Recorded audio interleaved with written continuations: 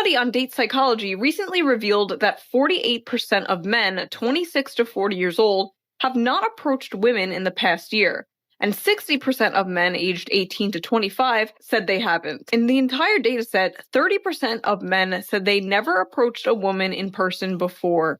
Ever. They actually went into the reasoning behind these men not going and speaking to women. And I believe the list was scared of rejection, scared of like an HR response or being reported or Me Too'd in some way, shape, or form, not being successful, and just not feeling the need to walk up to women anymore was also one of the many answers that men gave on the list of reasons why they no longer approach women. So it's interesting out there.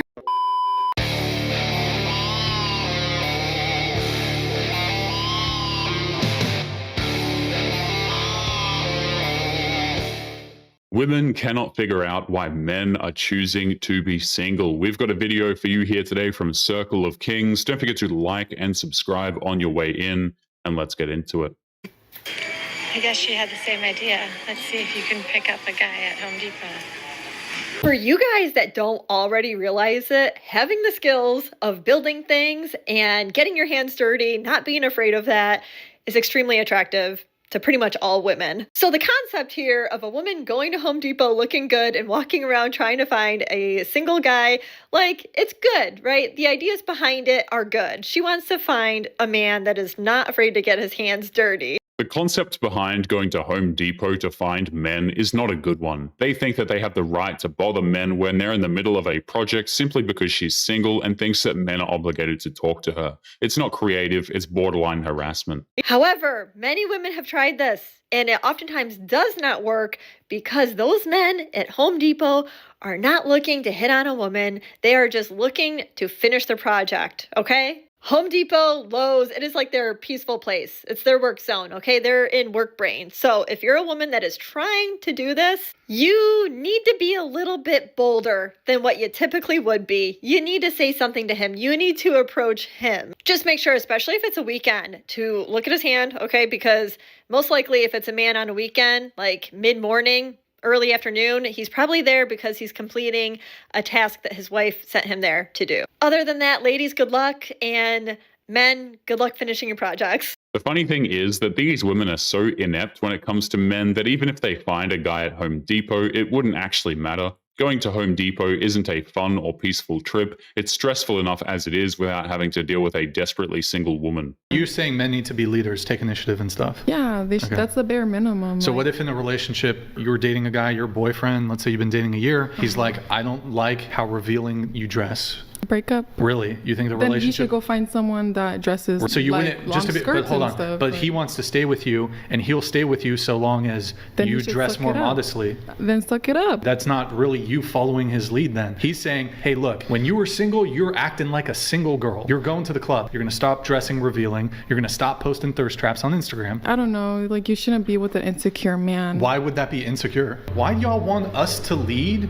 And if we lead and we're like, I'm not comfortable with how you're dressing. That has like nothing to do with leading. Like, you're just like wanting to change us like that. Asking a man to lead you and to step up as a man, but you are refusing to respect him. Right. Your respect is huge. It's not him trying to change you. It's you being a respectable woman for him as he's leading you. It's always funny to me how modern women claim they want a man to lead, but they only want a man that can lead if she can control where he leads them to. She just wants a man who looks good, who will pay for everything, and have no problem being treated like a doormat. That's really what it is. Ladies, if a man has nothing to offer you apart from love, run in the other direction as fast as you can. And yes, men should be competing for you. If you don't have one of these, you are not officially taken off the dating market. You're welcome. Women like this get offended at the idea that they should change in order to be with a man, but usually they're the first to turn around and demand that a man change to suit them. It's not only hypocritical, it's also downright delusional and just shows why dating them is a complete waste of time. An old man literally just stopped me and said, I don't mean to be rude, but you are absolutely gorgeous. And I looked at him and I was like, and I just turned around and like, and then I'm thinking, like, is this just me deeping it too much? Like, is he actually just like trying to be nice? And then I'm thinking, wait, no, that's me, my people-pleasing brain switching on and trying to like excuse the fact that he just outwardly said that I'm absolutely gorgeous, which is just like so unnecessary. Some women you're not going to please.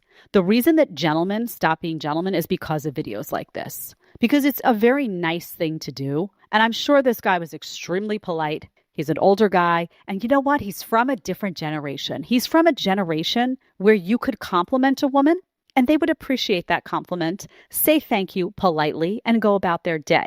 He's not used to these modern women. When modern women say that chivalry is dead, what they really mean is that the men that they find attractive are not hitting on them and offering them romantic gestures. Any other man who tries to be chivalrous will be seen as creepy, desperate, or just downright unsafe.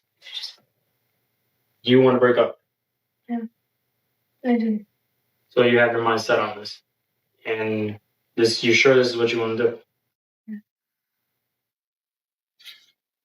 What's that? What's that? Leave. What? Go ahead. Excuse me? If you want to break up, go ahead and leave. Why are you telling me to leave right now? She didn't want to break up. She wanted drama and the feeling that he would quote unquote fight for her. But the second he gave her exactly what she wanted, she's shocked that her bluff was called and he was done with the relationship. We see this kind of crap all the time. Guys, any woman that says the words fight for me is completely insane. You want to break up? You saying I'm cheating on you? Go ahead. You're not even gonna try to like stay with me or anything like that. You're like giving up so easy, like telling me to just. I mean, I'm telling you the truth. What else am I supposed to do? Am I supposed to get on my knees and beg for you? Yes. Yeah. I don't mean that much to you. I'm not your everything. Like you're not gonna sit here and beg me to stay. I feel kind of like disrespected in a way because I would never.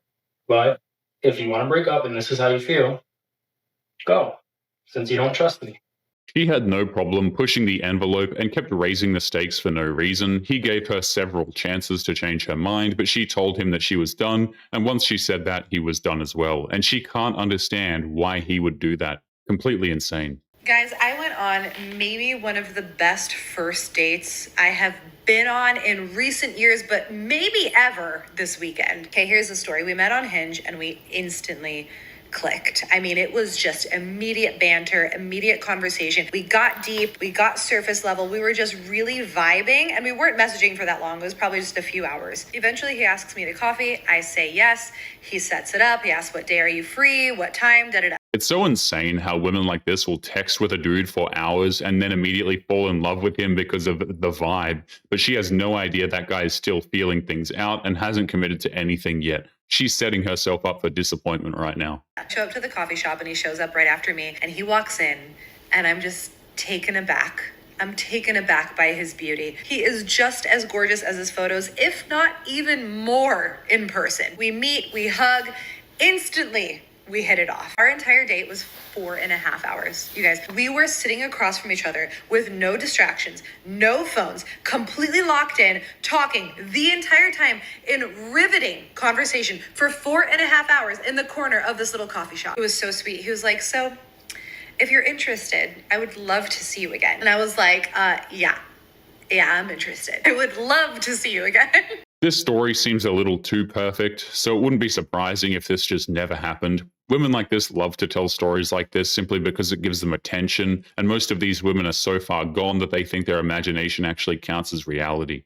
So he took my number because we were just previously messaging on the app. So we walked out of the coffee shop, we hugged goodbye, and that was it. After I had been in my car for all of 2 minutes, I got a text from him, and it was because he turned on his car and a song that we were talking about was playing, and so he made a joke about it, and I made a joke back, and then that was it for that interaction. So we went out on Saturday, and it's now Monday. In my book, proper date etiquette is to follow up the next day and say, hey, I had a really great time. Let's set up that second date. But I have not heard from this motherfucker. I told him on the date, I like to be pursued. I like men to lead.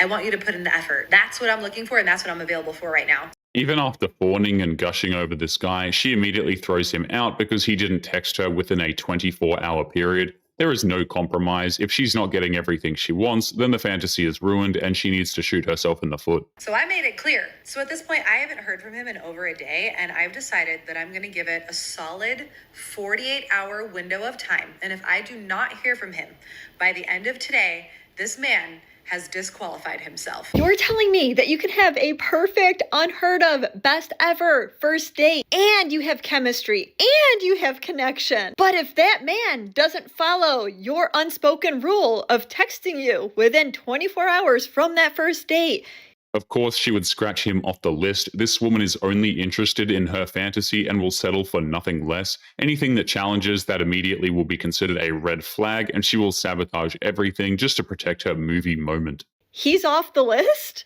Oh my God, do you not see what the problem is here? Because for a woman like this to meet a man like that and you don't want to hang on to that and maybe change your rules, maybe you reach out to him first because he is this amazing person and you have this amazing connection. I'm sorry, if you're not willing to put in just an ounce of effort like that, then that man deserves better. He deserves a woman that is going to be a wife to him. I said what I said. What's funny to me is how this is the exact same kind of woman who would go online and whine about how there are no more good men left on the planet and how all men are crappy because the one man she liked didn't text her within 24 hours. Hey, come here. I found it. I found the condom wrapper. I found it. It was here on the counter. Your bag was right there when you got home. I found it and I've known it. I've known it for a long time. Why are you looking at me like that? I fucking caught you this time. You didn't throw the whole wrapper away. Why would I bring a condom wrapper home? It must have been in your bag. It fucking fell out. I know it. I felt it for a long time. You're up to no good and there's a fucking condom wrapper. Say something to me. Say something because I'm fucking shaky. This woman has no idea that's a ramen powder packet, and the sad part is that once she finds that out, the relationship is finished. She accuses her man of disloyalty for absolutely no reason. Men don't just look the other way when being talked to that way. This is not a condom wrapper. Yes, it is. This is not a condom wrapper. It's the condom wrapper. What the fuck are you doing? I'm like freaking out. I'm shaking. I've never been so fucking devastated. So, can it be that if you're calling a condom wrapper? Does this look familiar? It's a ramen noodle flavor pack. You know I toss them. You know I don't put the flavoring in the noodle. I take those to work. Even with that logical explanation, you know that she's still going to try and figure out a way to get out of taking accountability for accusing him of cheating. But even if she did, it's far too late. That man shouldn't stay with her after she disrespected him like that. Why the fuck would I have... Think about it. If I'm going to tell you, I'm not going to bring the condom home or the condom back. Start with, I'm sorry. Fuck, dude. She can't even bring herself to apologize to this guy. She insulted him to his face, questioned his integrity, but she still feels like she's not in the wrong for what she did. It's insane how she thinks it's okay to treat her husband like that. But anyway, guys, we are going to be leaving today's episode there. Don't forget to subscribe on your way out. Click this video that's up on the screen now if you want to see more. Take care of yourselves, and I will see you all in the next one. Peace.